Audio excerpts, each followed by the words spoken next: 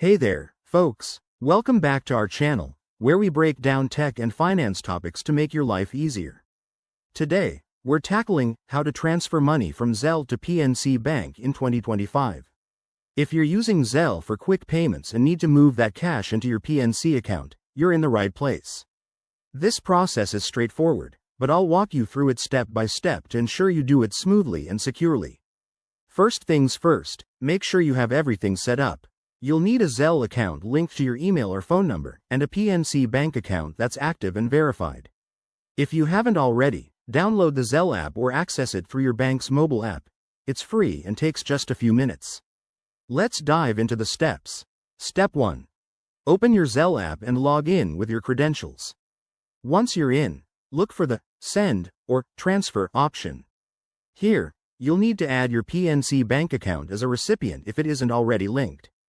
Pro tip: if your PNC account is enrolled in Zelle, this should be seamless, but double-check for any verification steps. Step 2. Enter the amount you want to transfer. Be precise.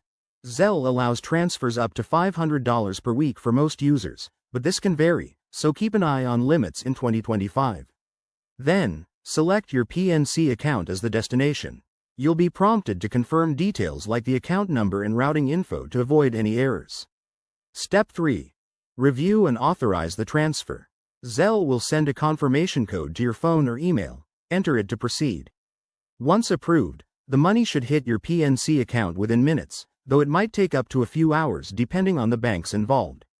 Now, a quick heads up: always watch out for fees. In 2025, some banks might charge for incoming transfers, so check with PNC first. Also, ensure your accounts are secure by using strong passwords and two-factor authentication to prevent any hiccups or security issues. There you have it. That's how you transfer money from Zelle to PNC Bank in 2025. It's a game changer for managing your finances on the go. If you found this helpful, give it a thumbs up, subscribe for more tips, and drop a comment if you have questions. Thanks for watching, and see you in the next video.